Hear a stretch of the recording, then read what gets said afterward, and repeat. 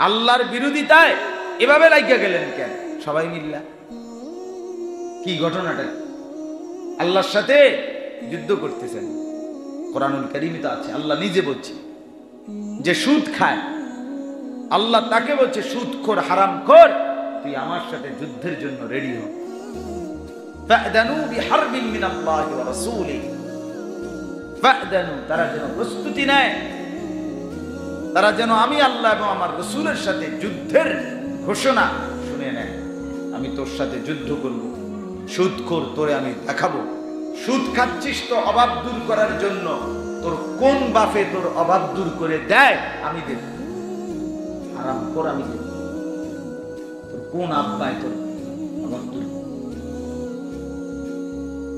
কিস্তির টাকা উঠাইছো হারামখোর অভাব দূর করার জন্য, তোর কোন বাপে অভাব দূর করে দেয়?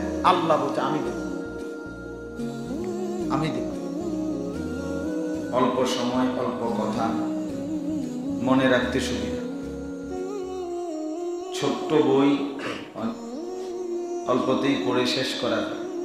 অনেক মোটা মোটা ভলিউম বই অনেক সময় 2-4 পৃষ্ঠা পড়ে থেকে যায়, কিন্তু 50 পৃষ্ঠা, 30 পৃষ্ঠা, 40 পৃষ্ঠার বই এক নিমিষেই শেষ হয়ে যায়। ইসলাহী মজলিসের এই অল্প কথা কেউ যদি মনোযোগ দিয়ে শোনে, তো তার হৃদয়ে পরিবর্তনের মানসিকতা আসে। মূলত ওয়াজ মাহফিলের মূল মাকসাদ ইসলাহ, সংশোধন। ইন উরিদু ইল্লাল ইসলাহ মাস্তাতাতু। কোরআনুল কারীমের মধ্যে আল্লাহ তাআলা ইরশাদ করেছেন, সমস্ত নবীরা তাদের জাতির লোকদেরকে আল্লাহর পথে ডেকে দিবানিশি এটাই বলতেন যে তোমাদের কাছে আমি আর কিছুই চাই না, শুধু একটাই, ইল্লাল ইসলাহ, তোমাদের সংশোধন। তোমরা আল্লাহকে পাবে, আখিরাত পাবে, পরকালের সন্ধান পাবে, আল্লাহকে চিনবে, এটাই তোমাদের কাছে আমি চাই। মাস্তাতাতু, সাধ্যের সবটুকু দিয়ে। তাহলে প্রত্যেক নবী সাধ্যের সবটুকু দিয়ে মানুষকে ডাকতেন, আর শুধুই মানুষের পরিবর্তন চাইতেন।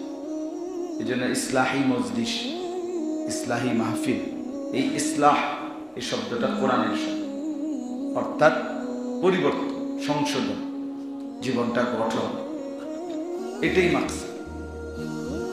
তাইলে ইসলাহী মজলিসের মধ্যে পরিবর্তনটা মাকসাদ।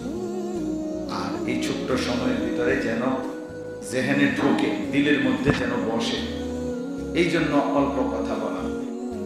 রাসূলুল্লাহ সাল্লাল্লাহু আলাইহি ওয়াসাল্লাম হাদিসে পাকে ইরশাদ করেছেন, খায়রুল কালামি মা কাল্লা ওয়া দাল। সর্বোত্তম কথা হলো ওই কথা যে কথা পরিমাণে তো কম কিন্তু বুঝায় পূর্ণ, পূর্ণ বুঝায়। যা বুঝাইতে চাচ্ছে তা অল্প কথাতেই পূর্ণ বুঝায় ফেলছে। অনেক সময় হয় যে অনেকের 3-4 ঘন্টা কথা, কিন্তু এরপরে প্রত্যেকে শুরু করছিল, কোথায় ছিল ঘটনা কিছু মনে, কিছুই খেয়াল নাই। তাইলে এরকম ইরান, তুরান, চীন, জাপান, একেবারে প্রশান্ত মহাসাগর, আটলান্টিক মহাসাগর ঘুরে আইলেন। আমি আইসা কোনখান থেকে শুরু করছেন ওই ডেলিভারি স্টেশন, এইটাই আমি ছিলেন মনে নেই। তাহলে এরকম হয়তো কোনো লাভ নেই, বরঞ্চ আমি যা বলতে চাচ্ছি তা যেন অল্প হয় কিন্তু পূর্ণাঙ্গ, পূর্ণাঙ্গ স্পষ্ট হয়, বিষয়টা যেন পুরা দিলে ঢোকে। এটাই ওয়াজ মাহফিলের মাকসাদ।